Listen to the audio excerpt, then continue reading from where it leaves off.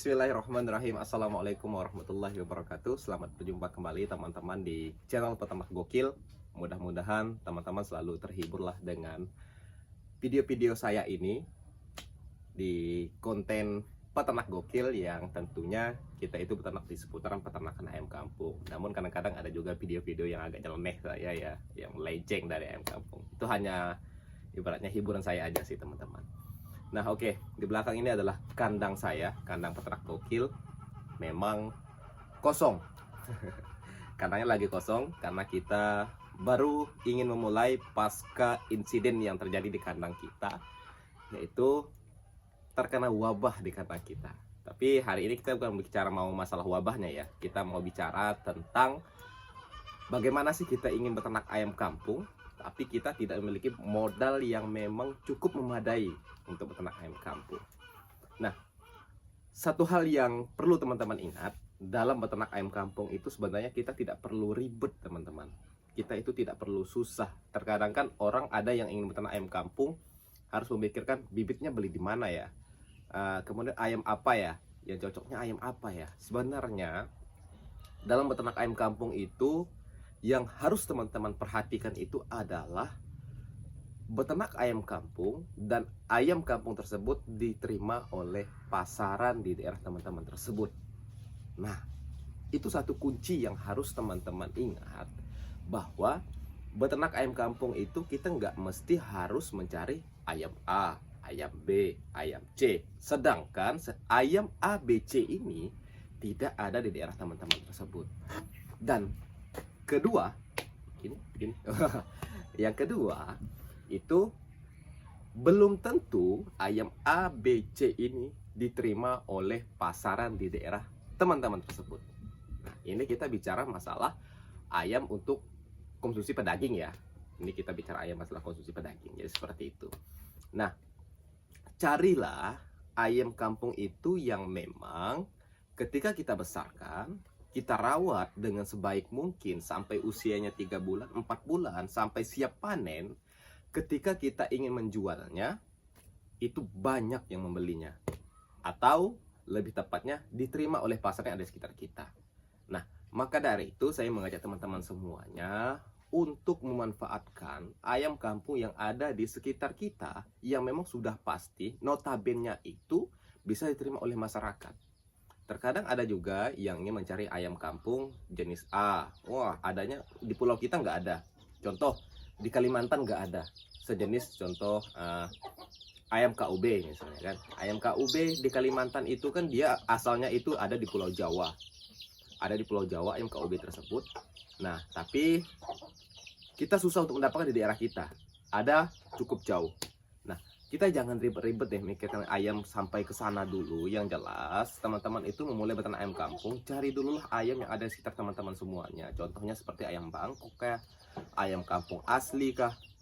Yang penting ayam itu mudah kita dapatkan dan kemudian bisa diterima oleh masyarakat. Nah, memang dari segi pertumbuhan sejenis ayam Bangkok atau ayam kampung asli itu agak sedikit lumayan jauh ya dibandingkan dengan ayam jenis KUB ataupun ayam joper atau ayam-ayam yang lainnya lah, ayam kampung yang lainnya yang memang itu semua sudah diproses persilangan dan jadilah ayam tersebut. Nah, untuk teman-teman semuanya, silakan untuk beternak ayam kampung itu mulailah dari ayam yang ada di sekitar teman-teman semuanya. Jangan ribet lah, ibaratnya seperti itu. Gunakan dulu, kita mulai aja dulu. Karena begini teman-teman, kalau kita berpikirnya, oh saya maunya ayam A, ayam B, atau ayam C.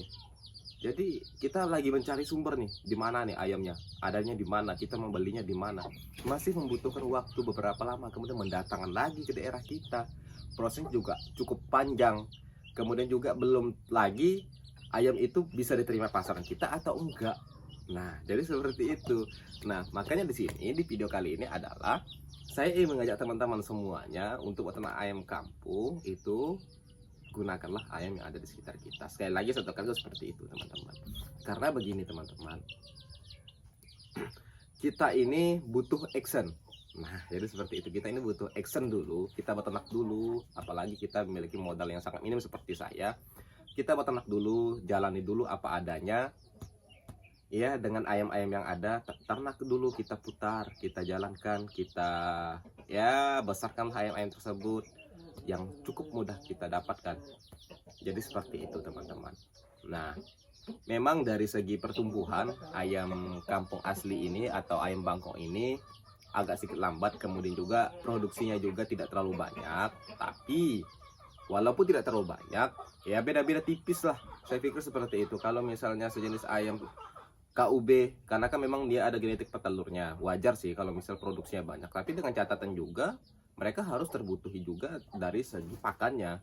Karena kalau kita tidak membutuhkan segi pakannya, jatuh-jatuhnya ayam KUB itu juga sama seperti ayam kampung. Saya pikir seperti itu teman-teman. Contoh dari pengalaman saya. Paling banyak itu kalau misalnya kita umpan secara umbar ya. Kan saya kan masih ada sekitar 3 ekoran indukan ayam KUB. Tapi memang indukannya aja ya, pejantannya sudah nggak ada lagi di kandang saya. Setelah saya lepas liarkan, saya biarkan, saya buat seperti ayam kampung asli yang ada di kandang saya yang lainnya. Ya sama jatuhnya kalau kita kasih pakan biasa-biasa aja. Karena memang menghasilkan telurnya itu hanya sekitar 15 butiran aja teman-teman, 15 sampai 18 butir lah telurnya yang dihasilkan mereka. Beda halnya kalau kita kasih pakan dengan sistem pakan petelur ya, karena kan memang di situ kan ada proses lah, ibaratnya ya dalam pakan itu sendiri kan sudah ada ya perangsang telurnya agar dia mau bertelur ya, seperti itulah. Saya nggak paham juga ya. Jelasnya itu pembahasan lain lah, bukan dalam arti saya nggak paham lah sedikit-sedikit, tapi itu pembahasan lain lah. Yang saya ingin tekankan di video kali ini adalah mulai saja beternak ayam kampung, jangan muluk-muluk mencari ayam-ayam yang lainnya. Bukan dalam artian saya melarang, tidak, tapi mulai saja dulu dengan ayam yang ada. Kita jalani prosesnya. Ya, milikilah indukan itu minimal 5 betina, 1 pejantan, itu sudah bisa berjalan sebenarnya teman-teman. Kalau jenis ayam kampung asli atau ayam Bangkok, kalau kita punya 5 indukan, tapi kita harus menerapkan sistem dalam arti begini. Kita tidak punya mesin tetas ya, kita ambil aja, kita tidak memiliki mesin tetas. Kita punya 5 indukan, 1 pejantan. Nah, 5 indukan ini bertelur, kita biarkan mereka mengangkreminya. Misalnya kan minggu ini ada 1 atau 2 yang bertelur, ataupun semuanya bertelur sekaligus, nggak masalah. Kita angkremkan, menetas anakannya atau DOC ayam kampung itu sendiri kita ambil, kita kurung, kan? Kita box, kita masuk ke dalam box magic lah, ibaratnya seperti itu. Nah, begitu seterusnya. Tujuannya adalah mempersingkat waktu ayam tersebut, indukan ayam tersebut untuk bertelur kembali karena sudah terpotong masa asuh. Jadi seperti itu kalau kita tidak memiliki mesin tetas. Tapi kalau kita memiliki mesin tetas, alangkah lebih baiknya lagi kalau kita ambil telurnya, masukkan ke dalam mesin tetas. Nah, itu juga akan lebih cepat lagi teman, karena tidak ada masa angkrem, kemudian tidak ada masa asuh anak. Jadi 2 poin ini sudah terpotong. 2 poin ini sudah ya terpotong. Jadi ketika selesai bertelur, mereka akan proses pemulihan kembali untuk dirinya sehat kembali, kemudian bertelur kembali. Itu akan lebih cepat lagi dan membuat proses berkembangnya, siklus yang ada di kandang teman-teman itu akan berjalan sebagaimana mestinya. Kita bisa melakukan panenan seminggu sekali, atau 2 minggu sekali, atau 5 hari sekali. Itu tergantung siklus yang kita atur kalau kita memiliki mesin tetas ya. Tapi kalau kita tidak memiliki mesin tetas, ya tunggu waktunya aja kapan mereka akan bertelur. Ya disitulah kita nanti akan melakukan siklusnya. Jadi tidak teratur kalau kita menggunakan secara sifat alami ayam itu mengangkrem sendiri. Jadi seperti itu. Alangkah lebih baiknya kalau kita memiliki mesin tetas, itu akan menjadi lebih baik lagi karena kita bisa mengatur siklus tersebut. Jadi kita bisa mengatur panenan-panenan yang ada di kandang kita. Jadi seperti itu. Saya pikir kalau misal seandainya dalam sekali menetas itu ada 10 ekor ataupun 20 ekor lah ya. 20 ekor sekali menetas dalam minggu ini atau dalam sekali angkrem, itu sangat luar biasa teman-teman. Kalau 20 ekor itu sendiri, kalau kita besarkan, kita kasih pakan misalnya dengan pakan campuran akan menjadi lebih hemat lagi. Kalau kita kasih pakan full pur pun, misalnya kita menggunakan full pur, itu kan ayam itu sampai bobot 1 kilo, itu hanya membutuhkan pakan itu sekitar 2,5 kilogram. 1 ekor ayam sampai bobot 1 kilo. Nah, kita hitung ya, 1 kilo pakan kalau di daerah saya ya, itu harganya kalau kita beli eceran 11 atau 12 ribu. Katakanlah 12 ribu. 12 ribu. Berarti kalau kita kali 2, 24 ribu, ditambah lagi setengah kilonya 6 ribu, berarti 30 ribu teman-teman. 30 ribu. 30 ribu biaya pakannya. Katakanlah dengan obat-obatan kita habiskan dengan total per ekor ayam 35 ribu. Nah, kita hitung lagi di situ teman-teman. Apakah harga ayam di daerah teman-teman tersebut lumayan tinggi atau tidak? Nah, itu seperti kalau daerah saya masih di kisaran 50 sampai 60. Dalam artian kita ambil dari 35.000 itu sendiri, kita masih ada untung di situ sekitar 15.000 per kilonya.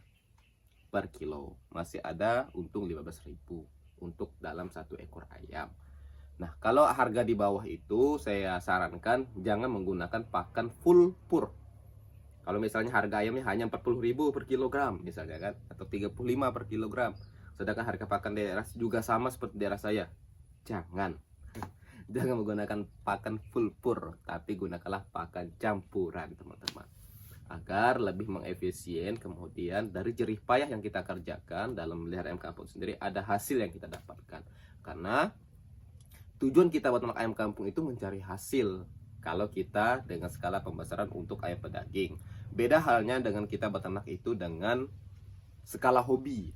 Nah, kalau hobi kita nggak masalah mau habis 50.000 pun atau minus pun pakannya nggak masalah, karena kita suka memang dengan ayam. Kita hobi kok kan begitu. Makanya hobi itu nggak bisa dibeli. Jadi walaupun habis berapapun, yang penting dia senang melihara ayam kampung itu sendiri. Tapi beda halnya dengan kita sistem untuk pembesaran, kemudian kita jual kilo, kita jadikan itu usaha kita, penghasilan kita, apalagi kita jadikan penghasilan utama kita dalam kehidupan sehari-hari. Nah, jadi seperti itu teman-teman. Makanya tujuan kita beternak ayam kampung itu harus jelas. Selalu saya bilang dalam video-video saya sebelumnya, dalam beternak ayam kampung itu tujuan kita harus jelas. Kita maunya arahnya kemana? Apakah kita mau untuk skala usaha, atau kita maunya itu hanya sekedar hobi? Nah, kalau misalnya seandainya dengan skala usaha, berarti kita harus kita perhatikan bagaimana pasarnya, harga pakannya, kemudian bagaimana cara merawatnya. Jadi seperti itu teman-teman. Jadi ya kemudian juga kemudian juga ayamnya diterima oleh masyarakat atau enggak, diterima pasaran kita atau enggak. Nah, ada 4 poin yang harus kita perhatikan dalam beternak ayam kampung kalau kita mau memulai usaha ternak ayam kampung. Nah, bagi teman-teman semuanya yang memang tidak memiliki modal yang memang cukup, jangan berkecil hati. Jadi gunakanlah ayam yang ada di sekitar teman-teman semuanya. Saya pikir ayam yang sudah lama yang ada di daerah teman-teman itu sendiri itu lebih jelas, lebih real, dan lebih diterima oleh masyarakat, lebih diterima oleh pasaran. Saya pikir seperti itu, karena memang ayam itu sudah ada dari dulu di daerah kita. Jadi seperti itu. Nah, ketika memang sudah kita berkembang, kita sudah memiliki modal, ya silahkan mau ambil ayam dari luar. Siapa tahu mau coba kan, kita mau mengenalkan brand baru, kita mau tes baru di daerah kita, apakah terima oleh pasaran atau enggak. Nah, jadi seperti itu. Terus terang, kalau ayam di daerah saya, ini bukan dalam artian saya mau menjelek-jelekan salah satu ayam, enggak ya. Nah, contoh ayam joper. Ini karena memang saya menyampaikan real yang ada di daerah saya ya. Joper itu di sini memang agak sedikit tidak diterima oleh pasaran kita. Nah, contoh saya ambil perbandingan seperti ini teman-teman. Saya dulu pernah beternak ayam joper, kemudian juga ada ayam kampung. Saya jual ayam kampung dengan harga 50.000 per kilonya. Sedangkan ketika pengepul itu tahu ayam itu ayam joper, ada ayam joper juga, saya jual juga nih ayam joper. Harganya itu nggak sama teman-teman. Kalau ayam kampung asli itu 50, dia bisa ambilnya 35, 40 paling tingginya per kilonya. Kecuali memang kita punya teman ya, ini cara liciknya. Kita punya teman, ayam itu dicampur, ayam kampung asli dengan ayam joper dicampur jadikan satu. Itu bisa aja harganya sama. Tapi itu dengan cara licik dan menyalahi kodrat dalam perdagangan. Saya pikir seperti itu ya. Sama aja kita mengakal-ngakali pembeli kita. Nah, jadi seperti itu. Nah, makanya saya itu sekarang lebih beternak ke ayam. Contoh kemarin ayam KUB. KUB saya juga tes awalnya, dan alhamdulillah di sini diterima teman-teman ayam KUB itu sendiri. Sama katanya dengan ayam kampung asli, dan saya pun tes sama, rasa dagingnya juga sama dengan ayam kampung asli. Jadi tidak ada perbedaan di ayam KUB dengan ayam asli yang ada di sini. Tapi untuk teman-teman semuanya, silakan mulai beternak ayam kampung, silakan pilih ayam yang ingin teman-teman ternak. Tapi saran saya itu pilihlah ayam yang mudah didapatkan di daerah teman-teman tersebut dan kemudian bisa diterima oleh masyarakat. Itu akan lebih baik teman-teman. Jadi seperti itu. Walaupun ayam Bangkok ya, saya pernah ternak ayam Bangkok dengan usia 3,5 bulan. Itu bisa tembus 1 kilo. Yang penting treatment kita itu tepat, cara pemberian pakan kita itu tepat, penanganan kita terhadap ayam itu tepat. Yang penting itu aja kunci kita beternak ayam kampung. Jadi semuanya berawal dari kita sendiri sebagai peternaknya. Jadi seperti itu teman-teman. Oke ya. Mudah-mudahan video ini bisa bermanfaat untuk teman-teman semuanya, bisa menjadi motivasi untuk teman-teman semuanya. Dan jangan takut untuk mulai beternak ayam kampung, walaupun tidak dengan skala besar, mulailah dulu dengan skala kecil. Yang penting kita bisa menekuninya secara kontinu, atau bahasanya konsisten dalam beternak ayam kampung. Intinya seperti itu. Mudah-mudahan bermanfaat. Mohon maaf apabila ada kata-kata yang salah dari ucapan saya ini. Saya hanya bermaksud untuk memberikan masukan kepada teman-teman semuanya. Kalaupun misal seandainya ada yang salah, silakan berikan masukan kepada saya. Ada lepas dalam bahasa saya, silakan kasihkan kritikan kepada saya. Saya sangat mengharapkan itu semua dari teman-teman semuanya. Tanpa teman-teman semuanya, saya tidak akan bisa bertahan sampai saat ini. Bahkan untuk beternak ayam kampung yang awalnya saya sudah down karena banyak lagi permintaan dari teman-teman semua itu, "Bang, beternak ayam kampung lagi bang, ayo bang, semangat lagi bang." Akhirnya saya sekarang mulai lagi untuk membangun peternakan saya ini, yaitu peternak gokil. Oke, mungkin sekian saja saya akhiri. Billahi taufiq wal hidayah. Assalamualaikum warahmatullahi wabarakatuh. Salam dari kami, kandang peternak gokil. Mantap.